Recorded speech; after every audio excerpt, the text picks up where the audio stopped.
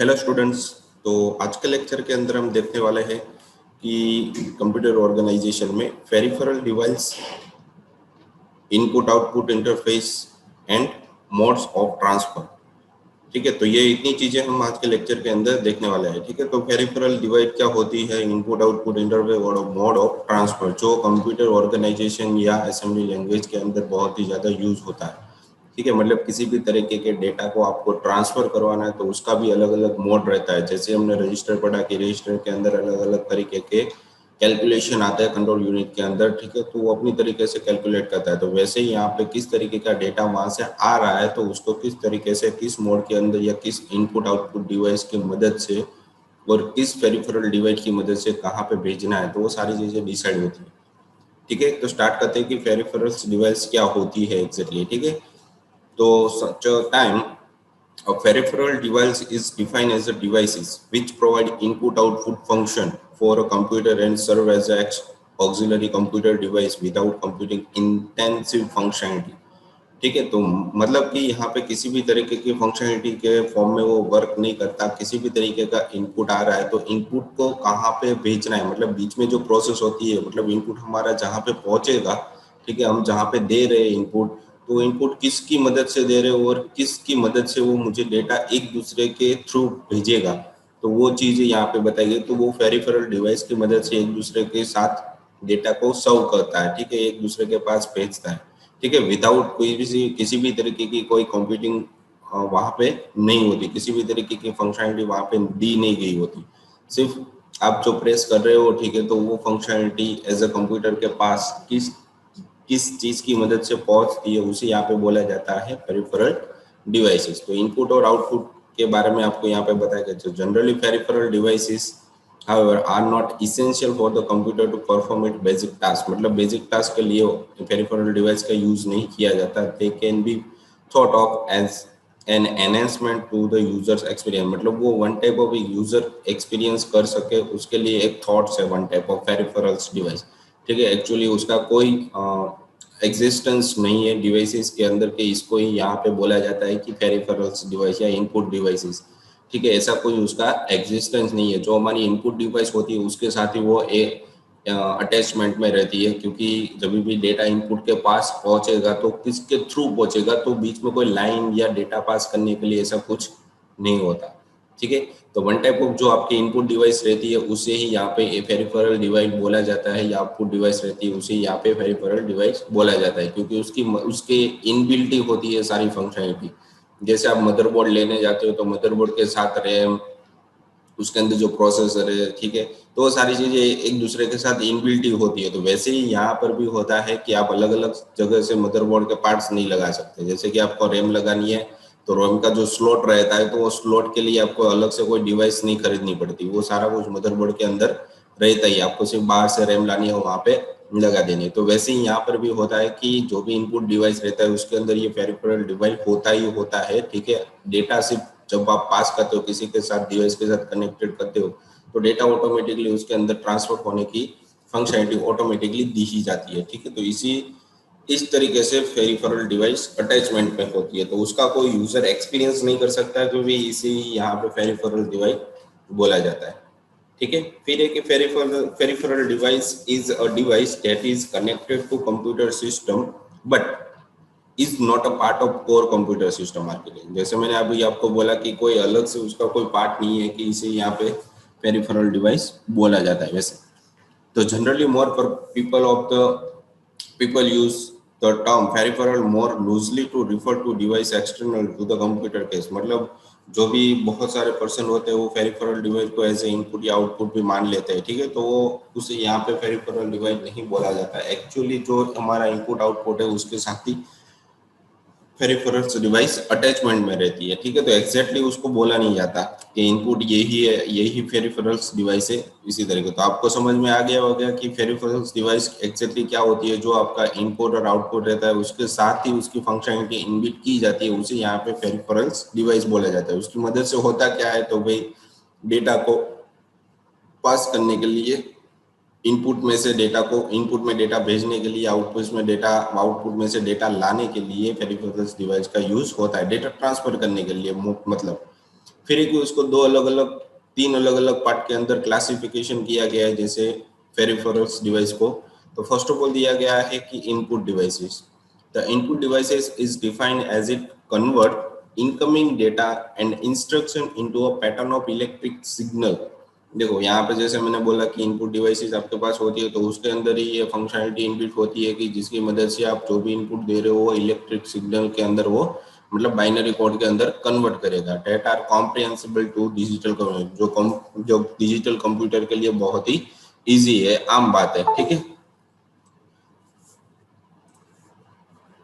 फिर एक एग्जांपल के फॉर्म में यहाँ पे दिया गया है कि माउस है, कीबोर्ड है, स्कैनर है, माइक्रोफोन, तो ये सारी चीजें आपकी पेरिफेरल्स इनपुट डिवाइसेस हो गई, ठीक है। फिर है कि output devices, and output devices generally reverse of the input process and generally translating the digitalized signal into form of intelligible to the user. मतलब यूजर जो समझ सकता है उसके अंदर उसको कन्वर्ट करते देता है। मतलब इनपुट का वन टाइप ऑफ एक रिवर्स ऑर्डर है और कुछ नहीं है, ठीक है।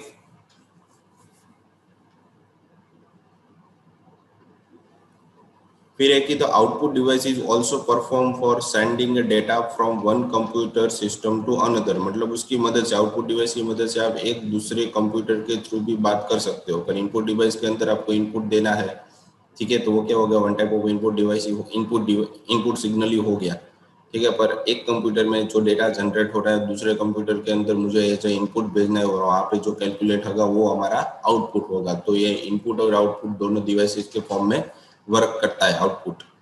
For some time, purchase card and paper tape reader were extensively used for the input, but these have now been supplanted by more efficient devices। मतलब जो पहले के टाइम पे सीडी रहती थी, ठीक है, उसके बाद ये मैग्नेटिक डिस्क रहती थी, तो ये सारी चीजें पहले यूज होती थी एज ए इनपुट डिवाइस के फॉर्म में, मतलब कंप्यूटर को देने के लिए, कोई भी डेटा रीड करवाने के लिए। अभी तो उसकी जगह पे यूएसबी आ गई है, ठीक है, हार्ड डिस्क आ गई है, तो ये अलग अलग एक्सटर्नल हार्ड डिस्क, तो ये सारी चीजों का हम अभी यूज कर रहे हैं एज ए आउटपुट डिवाइस के फॉर्म में, ठीक है। तो आपको समझ में आ गया होगा कि इनपुट डिवाइस और आउटपुट डिवाइस के अंदर ही पेरिफेरल डिवाइस इंक्लूड होती है। फिर इसके साथ ही स्टोरेज यूनिट, स्टोरेज डिवाइसेस, ठीक है। तो स्टोरेज डिवाइसेस के साथ भी सेम चीज रहती है कि storage devices are used to store data in a system which is required for performing any operation in the system. मतलब जो भी डेटा आप परमानेंटली सेव करके रखते हो तो वो भी आपका वन टाइप ऑफ एक स्टोरेज डेटा बोलता है। मतलब उसके साथ आप इनपुट भी कर सकते हो और वहीं पर ही वो आउटपुट जो भी कैलकुलेट होगा वो वहीं पर ही स्टोर कर देगा, परमानेंटली सारा डेटा स्टोर होके रहता है, ठीक है। The storage device is one of the most requirement devices and also provide better compatibility। मतलब जो भी आपका डेटा रहता है वो डिवाइसेस के अंदर स्टोर करने के लिए स्टोरेज डिवाइसेस, मतलब तीन तरीके के पेरिफेरल्स डिवाइस का यूज यहाँ पे किया जाता है, इनपुट डिवाइसेस, आउटपुट डिवाइसेस और तीसरा है स्टोरेज डिवाइसेस। तो ये तीन तरीके के पेरिफेरल्स डिवाइस यहाँ पे होते हैं। तो उसके एडवांटेजेस क्या है, तो it is helpful for taking input very easily. मतलब उसकी मदद से आप किसी भी तरीके के इनपुट आप इजीली ले सकते हो। मतलब आपको इमेज कंप्यूटर के पास रीड करवानी है, पीडीएफ करवानी है, या वीडियो रीड करवाना है, ऑडियो रीड करवाना है, कोई फाइल रीड करवाना है, तो सारी चीजें इजीली वो रीड कर लेता है पेरिफेरल्स डिवाइस, ठीक है। तो उसके एक्सटेंशन जो होते हैं वो अच्छी तरीके से उसको समझाए जाते हैं प्रोसेसर को, इसी तरीके का डेटा आपके पास आने वाला है तो इस तरीके का डेटा ही आपको रीड करना है, ठीक है। फिर है कि it is also provided a specific output. मतलब उसका जो भी आउटपुट रहेगा वो बहुत ही स्पेसिफिक और क्लियर रहेगा कि इस तरीके का मुझे इनपुट मिला है तो इस तरीके का ही मुझे आउटपुट वहाँ पे देना है। तो कंप्यूटर को हम पढ़ना सिखा देंगे कि उसके एक्सटेंशन के थ्रू इस तरीके का डेटा आएगा तो इस तरीके से रीड करना है, ठीक है, तो वो हमें अच्छी तरीके से आउटपुट दे सकता है। तो उसे भी पता है वहाँ पे किस तरीके का आउटपुट मुझे देना है, ठीक है। फिर it has a storage device for storing information और डेटा। मतलब बहुत सारा अलग अलग टाइप का डेटा आप वहाँ पर स्टोरेज यूनिट के अंदर या स्टोरेज डिवाइस के अंदर स्टोर कर सकते हो, जिसकी मदद से आप अलग अलग तरीके के परफॉर्मेंस या ऑपरेशन आप कर सकते हो।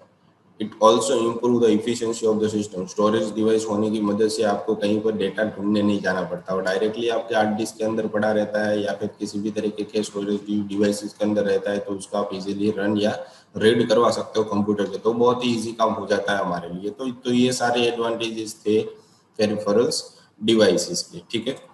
फिर है कि इनपुट और आउटपुट इंटरफेस। जो भी हम डेटा भेजते हैं वो किसके थ्रू भेजते हैं, मतलब पेरिफेरल डिवाइस है तो सही, पर मैं कंप्यूटर में से जैसे ही क्लिक कर रहा हूँ तो डायरेक्टली हमारे प्रोसेसर के पास तो नहीं पहुंच जाएगा। तो उसके बीच में मुझे क्या करना पड़ता है, थोड़ी डेटा को पास करने के लिए किसी भी तरीके का मोड की जरूरत पड़े, मतलब इंटरफेस की जरूरत पड़ती है, जिसकी मदद से हम जो प्रेस करते हैं वो हमारा डेटा तक कहाँ, हमारी डिवाइसेस तक कैसे पहुंचता है। ठीक है, तो उसके लिए इंटरफेसेस की जरूरत यहाँ पे पड़ती है। तो उसके बारे में भी यहाँ पे दिखाया दिया गया कि input output interface is used as a method which helps in transferring of information between the internal storage device like memory and external peripheral device। मतलब जो हमारी एक्सटर्नल डिवाइसेस रहती है, जैसे कि स्कैनर है तो हमारा वन टाइप ऑफ एक आउटपुट हो गया, प्रिंट है तो वो भी हमारा one type of external output हो गया। ठीक है, तो ये जो भी हमारी मेमोरी रहती है उसके साथ हमारा एक्सटर्नल डेटा कनेक्टेड रहता है पेरिफेरल डिवाइस के साथ, जिसकी मदद से हम डेटा को एक जगह से दूसरी जगह पे ट्रांसफर करवा सकते हैं। मतलब हमारी जो इंटरनल स्टोरेज है वहाँ से मुझे कोई भी डेटा बाहर भेजना है, या फिर हमारा बाहर कीबोर्ड है या फिर माउस है तो वहाँ से मुझे किसी भी तरीके का डेटा को इंटरनली ले जाना है, तो उसके लिए भी यहाँ पे मेमोरी और एक्सटर्नल पेरिफेरल डिवाइस की यूज की जाती है। एक्सटर्नल मतलब माउस है, कीबोर्ड, ये तो सारी चीजें आपकी एक्सटर्नल डिवाइसेज होगी। Peripheral device is that which provide input and output for a computer. मतलब जो पेरिफेरल डिवाइस रहती है वो आपको इनपुट भी दे सकती है और उसका आउटपुट भी आपको वहां से मिल सकता है। जो it is also called input output devices, मतलब इसलिए इसको बोला जाता है यहाँ पे इनपुट और आउटपुट। मतलब पेरिफेरल डिवाइस की मदद से आप इनपुट भी भेज सकते हो और उसका आउटपुट भी आपको मिल सकता है। ठीक है, तो पेरिफेरल डिवाइस के पास आपके दोनों तरह के इनपुट और आउटपुट दोनों रहते हैं, इसलिए उसको इनपुट आउटपुट डिवाइसेस या इनपुट आउटपुट इंटरफेस भी बोला जाता है। एग्जाम्पल के फॉर्म में, a keyboard and mouse provide input. ठीक है, जैसे मैंने अभी आपको बोला कि कीबोर्ड और माउस आपका one type of input device है to the computer are called input device, while a monitor and printer that provide output to the computer are called output device। मतलब मॉनिटर और प्रिंटर वन टाइप ऑफ आपका computer का output दे रहा है। ठीक है, इसलिए उसको आउटपुट डिवाइसेस बोला जाता है। Just like external hard drive, there is also availability of some peripheral device which are able to provide both input and output. मतलब जो हार्ड डिस्क रहती है उसके अंदर भी आपको इनपुट मिल जाएगा और जो भी उसको डेटा चाहिए उसको आप आउटपुट के फॉर्म में वहां पर ही देख सकते हो। ठीक है, तो ये आपकी इनपुट आउटपुट इंटरफेस हो गई। तो आपको समझ में आ गया होगा कि इनपुट आउटपुट इंटरफेस किसे बोला जाता है। ठीक है, तो उसके लिए यहाँ पे उसका डायग्राम भी बताया गया है कि वन टाइप ऑफ इंटरफेस किस तरीके से वर्क करता है। ठीक है, तो कभी भी आपका रैम, तो ये आपका मॉनिटर हो गया, आपका कीबोर्ड हो गया, आपकी हार्ड डिस्क हो गई। ठीक है, तो ये सारी चीजें आपकी पेरिफेरल्स डिवाइस है। तो सीपीयू और मेमोरी दोनों के साथ वो कनेक्टेड है। तो जैसे आप इनपुट दे रहे हो तो उसे कैसे पता चलेगा कि मैंने यहाँ पे इनपुट दिया तो मुझे मेमोरी के पास जाना है या फिर सीपीयू के पास जाना है। तो वो सारी डिसाइड होती है एड्रेस डेटा कंट्रोल और उसकी जो बसेस रहती है उसके थ्रू, जिसके बोला जाता है यहाँ पे इनपुट आउटपुट बसेस। मतलब इन मॉनिटर के थ्रू उसको इनपुट मिला है या फिर उसको आउटपुट मिला है, तो उसके लिए क्या करना है, तो बीच में सब जगह पे पास इंटरफेस होता है। मतलब वहां से वो डिसाइड करेगा कि उसको कहाँ पे भेजना है, एग्जैक्टली उसको कैलकुलेशन के लिए भेजना है या फिर उसको आउटपुट के फॉर्म में भेजना है। तो वो सारी चीजें डिसाइड करता है यहाँ पे हर एक जितने भी हमारे एक्सटर्नल या इंटरनल डिवाइसेस होते हैं उन सबके साथ इंटरफेस जुड़ा हुआ रहता है, जिसकी मदद से वो डिसाइड करता है कि जो भी डेटा मुझे मिल रहा है उस डेटा को कैलकुलेट नहीं करना, सिर्फ भेजना है कहाँ पे, किस तरीके की प्रोसेस मुझे मिली है, तो मुझे किस तरीके का डेटा को कहाँ पे भेजना है। तो वो सारी चीजें डिसाइड करता है इंटरफेस। इंटरफेस मतलब वन टाइप ऑफ बीच में एक दलाल है। जैसे कि आप किसी भी तरीके का आपको हाउस फॉर्म है वो बेचना है या फिर आपको लेना है तो आप एजेंट को कॉल करोगे। ठीक है, तो एजेंट अपनी तरीके से रिक्वायरमेंट लेगा और वो ढूंढना चालू कर देगा, फिर कहीं पर भी वो ढूंढेगा। ठीक है, आपको लेना है या फिर बेचना है तो भी वो चीज करने वाला है। ठीक है, तो ये चीज हो जाती है बीच में इंटरफेस, वन टाइप ऑफ एक दलाल टाइप। ठीक है, तो वो चीजें हैं यहाँ पे। तो ये सारी सर्किट आपको बताई गई है कि इंटरफेस किस तरीके से वर्कआउट करता है, तो आपको यहाँ पे समझना था इंटरफेस। ठीक है, तो इनपुट आउटपुट इंटरफेस था। तो इनपुट और आउटपुट के मेजर इफेक्ट्स क्या थे तो वो भी हम देख लेते हैं। ठीक है, वो कहाँ पे बहुत ही ज्यादा यूज होने वाला है। तो इन माइक्रो कंप्यूटर, देखो माइक्रो कंप्यूटर जैसे कि हम हमारा मोबाइल है, हमारे लैपटॉप है, तो वो यूज कर रहे हैं तो उसके अंदर क्या होता है, micro computer based system The only purpose of peripheral device is just to provide a special communication link for interfacing them with the CPU. मतलब CPU के साथ स्पेशली कम्युनिकेशन मतलब डेटा को लाना या ले जाने के लिए पेरिफेरल डिवाइस का यूज होता है, ठीक है। To resolve the differences between peripheral device and CPU there is a special need for communication link. मतलब डेटा के साथ सीपीयू या आपकी जो एक्सटर्नल डिवाइस है, इंटरनेट डिवाइस है, सीपीयू के साथ कनेक्टिविटी बातचीत करने के लिए या डेटा को लाने या ले जाने के लिए इनपुट आउटपुट इंटरफेस का यूज या पेरिफेरल डिवाइसेस का यूज किया जाता है यहाँ पे। The major differences are as follow. The nature of peripheral device is electromagnetic and electromechanical, ठीक है। तो मैकेनिकल मतलब उसके साथ कैलकुलेट भी होगा, उसकी आउटपुट भी मिलेगी। इलेक्ट्रोमैग्नेटिक मतलब सिग्नल हो जाता है कि किसके अंदर उसको कन्वर्ट करना है, ठीक है। तो nature of peripheral device is electromagnetic and electromechanical. The nature of the CPU is electronic. Naturally क्या है कि सीपीयू है वन टाइप ऑफ एक इलेक्ट्रॉनिक डिवाइस है। There is a lot of difference in the mode of operation of both peripheral device and CPU. तो दोनों के operation के अंदर बहुत ही ज़्यादा डिफरेंसेस है।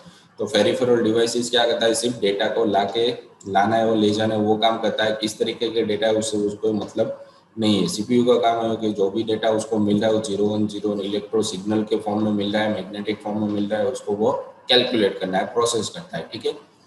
There is also synchronization mechanism because the data transfer rate of peripheral device are as slow than CPU, ठीक है। तो सीपीयू के पास बहुत ही ज़्यादा हाई स्पीड रहती है, उसके प्रोसेसर पर डिपेंड रहता है, और जो भी डेटा उसको पास कराना हो वो ऑलवेज सीपीयू के मुकाबले पेरिफेरल डिवाइस के पास डेटा ट्रांसफर करने की रेट कम रहती है, क्योंकि सीपीयू को ज़्यादा काम करना होता है और पेरिफेरल डिवाइस को सिर्फ जो भी डेटा मिला है या फिर आउटपुट के फॉर्म में मिला है उसको सिर्फ लाना है या ले जाना है, तो उसका रेट रहता है और वे सीपीयू से कम ही रहता है। अगर ज़्यादा दे दोगे जो जितनी प्रोसेस आ रही है वो एक साथ जितने भी आउटपुट है सारे के सारे वो दिखा सकता है, ठीक है। तो उसकी एवरेज ऑलवेज स्लो ही रखी जाती है।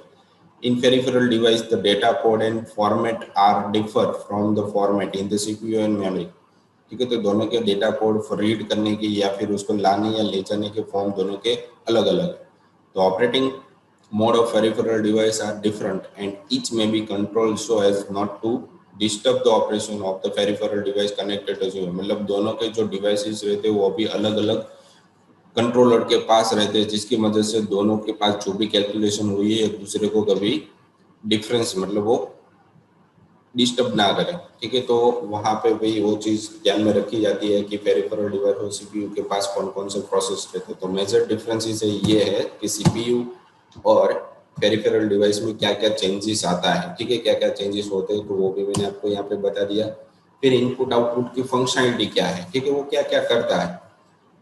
तो इनपुट आउटपुट इंटरफेस की मदद से it is used to synchronize the operating speed of CPU with respect to input and output devices. मतलब इनपुट आउटपुट डिवाइस की मदद से सीपीयू के पास जो स्पीड होती है वो एक दूसरे के साथ अटैच की जाती है। मतलब जितना डेटा इनपुट देगा तो उतना ही वो सीपीयू कैलकुलेट करेगा उसी रेट के अंदर। मतलब इनपुट अगर स्लो प्रोसेस में डेटा देगा तो सीपीयू उसको स्लो प्रोसेस के अंदर कैलकुलेट करेगा। अगर आउटपुट उसको भेजना है तो जिस तरीके का आउटपुट आया उसी तरीके के रेट के अंदर वो डेटा को ट्रांसफर करेगा। It select the input output devices which is appropriate for the interpretation of the input output device. मतलब उसका जो इनपुट और आउटपुट मिला है उसने जो भी सिलेक्ट किया हुआ है वो अप्रोप्रिएट उसकी जो कैलकुलेशन रहती है, इंटरप्रिटेशन मतलब क्या हो गया कि उसका कैलकुलेशन किस तरीके से करना है, तो उसकी कैलकुलेशन भी उसके हिसाब से ही होगी जिस तरीके से उसको इनपुट मिला है या फिर उसको आउटपुट मिला है, ठीक है। वो सारी चीजें इनपुट और पेरिफेरल डिवाइस के बेस पे ही सीपीयू के पास कैलकुलेशन रहता है। मतलब उसको डेटा किस तरीके से कैलकुलेट करना है वो भी वहाँ पे डिसाइड होता है इनपुट आउटपुट के बेस पे। It is capable of providing signal like control and timing signal, ठीक है। तो पेरिफेरल डिवाइस का काम क्या रहता है कि जो भी उसको सिग्नल मिला है वो किस तरीके से उसको कैलकुलेट करवाना है या फिर कितने टाइमिंग के अंदर उस सिग्नल को कैलकुलेट करवा देना है, तो वो भी वहां से ही डिसाइड होके आता है। In the data buffering can be possible through data bus. मतलब डेटा अगर एक प्रोसेस सीपीयू के पास हो रही है और जो भी डेटा उसको बार बार मिल ही रहा है तो उसको क्या करेगा कि एक डेटा बस के अंदर वो स्टोर करके रखा है, जब भी पॉसिबल होगा तो उसको डेटा प्रोसेस करने के लिए भेज दिया जाएगा। मतलब वो बफरिंग होता रहता है कि डेटा इकट्ठा करता रहता है, इकट्ठा डेटा होने के बाद उसकी जो भी प्रोसेस की तो डेटा बेस के थ्रू भेज दिया जाता है। ये भी इनपुट आउटपुट के डिवाइसेस का वर्क होता है। There are various error detector, मतलब अलग अलग तरीके की एरर वो वहाँ पे पढ़ सकता है। मतलब वो सीपीयू के पास डायरेक्ट नहीं पहुंचेगा, पहले वो एरर होगी तो वो दिखा देगा कि इस तरीके की एरर यहाँ पे है। ठीक है।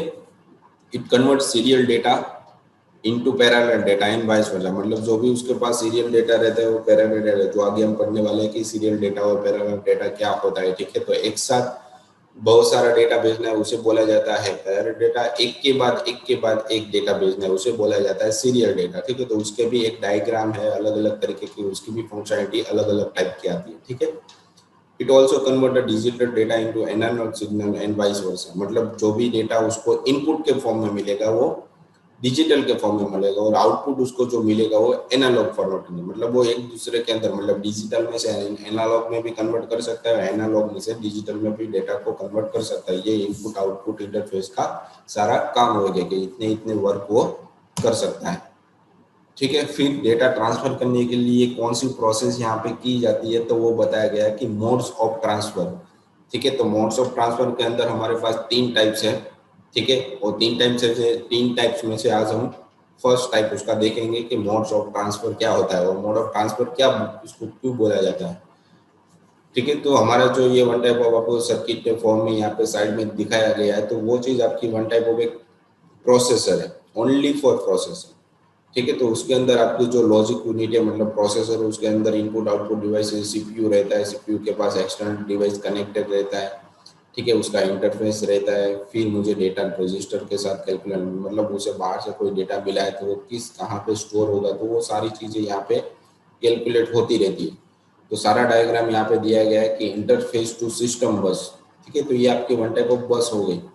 ठीक है। ये जो बाहर का लेआउट आपको दिखाई दे रहा है, तो वहां से आप डेटा भेज सकते हो सिस्टम के पास। यहाँ पे भी दिया गया है कि इंटरफेस टू एक्सटर्नल, मतलब अलग एक्सटर्नल डिवाइस के पास से आपको डेटा भेजना है। तो ये इंटरनल थी और ये एक्सटर्नल थी, मतलब ये इनपुट माउस कीबोर्ड है उसकी मदद से डेटा दे सकते हो। और ये है आपका एक्सटर्नल हार्ड डिस्क, मतलब प्रिंटर है, आपकी मॉनिटर है। तो ये सारी चीजें एक्सटर्नल डिवाइसेस होगी। ठीक है। तो उसके मदद से भी आप डेटा को कंट्रोल कर सकते हो और जो भी इंटरनल डेटा मिल रहा है तो उसके मदद से आप डेटा को, डेटा लाइंस कहाँ से कहाँ तक पढ़नी है और उसको कहाँ तक कंट्रोल करना है, तो वो सारी चीजें इस तरीके से होती है। ठीक है। तो मोड ऑफ ट्रांसफर मतलब अलग अलग तरीके के डेटा को किस तरीके से ट्रांसफर किया जाता है, तो उसके बारे में यहाँ पे बताया गया है। तो mode of transferring information between internal storage and external input output devices is known as a input output interface or input output interface, जो आगे हमने पढ़ा था। ठीक है। तो उसका ये वन टाइप ऑफ एक इमेजेस है जिसकी मदद से आपको पता चलेगा कि किस तरीके का डेटा कहाँ से भेजा जाता है। ठीक है। तो यहाँ पे उसकी डेफिनेशन दी गई है। फिर उसके डिसीजन क्यों लिए जाते हैं, इनपुट आउटपुट मॉड्यूल के बेस पर डिसीजन कैसे होते हैं। हाइड और reveal device property of CPU, मतलब सीपीयू को वो जो डिवाइस है उसकी एक प्रॉपर्टी डिवाइस इसकी बताई जाती है कि इस तरीके का डेटा मुझे कीबोर्ड में से मिला है या फिर माउस में मिला है या फिर अलग तरीके के इनपुट में है, तो उसको पता चलेगा कि किस तरीके से कैलकुलेशन यहाँ पे करनी है, किसको प्रायोरिटी यहाँ पे सबसे ज्यादा देनी है।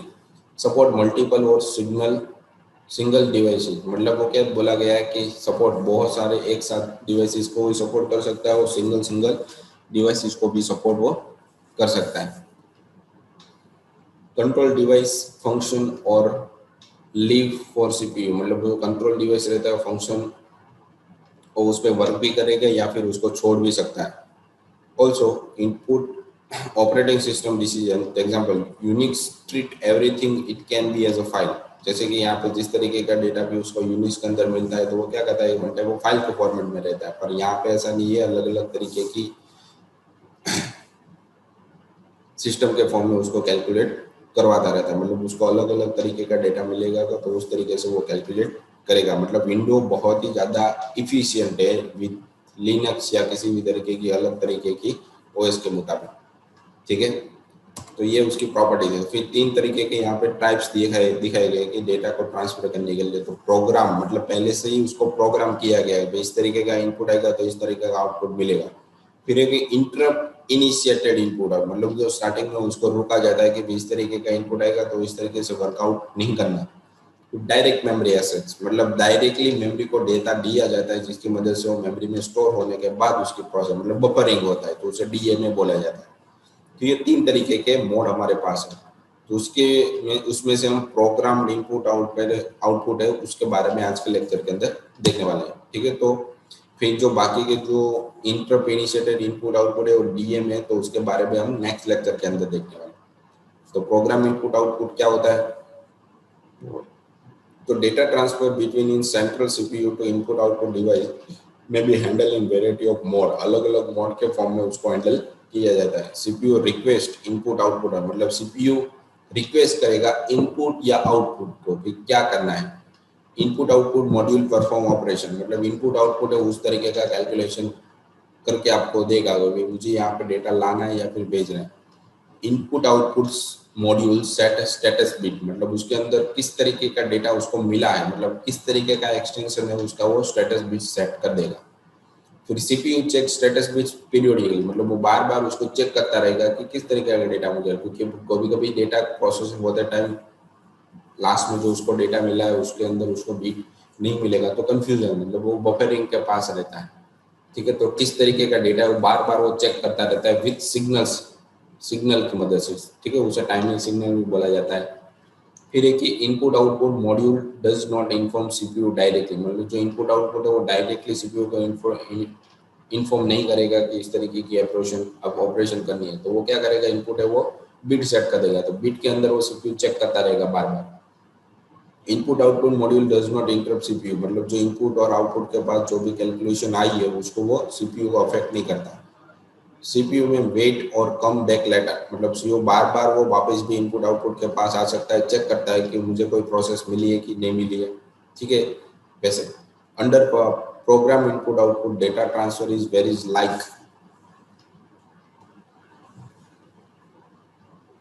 Like memory access. ठीक है, तो उसके अंदर बहुत ही लाइट तरीके का डेटा पास किया जाता है। Each device is given as a unique identity, मतलब हर एक डिवाइस के पास अलग तरीके का एक आइडेंटिफायर रहता है। मॉनिटर के पास अलग रहता है, कीबोर्ड के पास अलग तरीके से रहता है। सीपीयू कमांड कंटेन आइडेंटिफायर, मतलब उसको जो डेटा मिला है, मतलब जो एड्रेस मिला है कहाँ से मिला है, वो वहाँ से वो आइडेंटिफाई करता है कि मुझे इस तरीके का डेटा वहाँ पे कैलकुलेट करना है। ठीक है, फिर उसके डिसएडवांटेजेस क्या है वो बताए गए यहाँ पे। The program with program input output is that the processor has to wait a long time for input output module function to be ready for either reception or transmission of data. ठीक है, तो जिस तरीके का data उसको मिला है तो प्रोसेसर को कैलकुलेट करने के लिए उसको वहाँ पे बहुत टाइम तक रोकना पड़ रहा है, क्योंकि उसको अगर इनपुट मिला है तो इनपुट को कैलकुलेट करने में सीपीयू को टाइम जाएगा, तो वो कैलकुलेट करने के बाद आउटपुट को भेजेगा, तो वो क्या करेगा, आउटपुट को वो वहाँ पे रोक के रखेगा, अभी भी रुको मेरे पास अभी कैलकुलेशन हो रही है, तो आउटपुट वहाँ तक वेट करेगा। The processor while waiting must repeatedly interrogate the status of input output module, मतलब इनपुट आउटपुट का जो मॉड्यूल है उसको बार बार इंट्रोगेट करता रहेगा कि कोई आपके पास प्रोसेस पड़ी है कि नहीं पड़ी है। Performance of entire system is reversely degraded, मतलब जो बार बार एक ही प्रोसेस होती रहती है, चेक करता है कि इनपुट है कि नहीं है, आउटपुट है कि नहीं है, आउटपुट भेजना है कि नहीं है, तो बार बार वो इनपुट आउटपुट इंटरफेस चेक करता रहता है। तो वो ये इसके डिसएडवांटेजेस हो जाते हैं प्रोग्राम इनपुट आउटपुट के। ठीक है, तो जैसे हमारा लेक्चर यहाँ पे खत्म हो रहा है, तो यहाँ पे आपको 3 क्वेश्चन दिए गए जो आपको सबमिट करवाने हैं। ठीक है, आज के लेक्चर के लिए इतना ही था। नेक्स्ट लेक्चर के अंदर हम मोड ऑफ ट्रांसफर डिटेल में पढ़ने वाले हैं।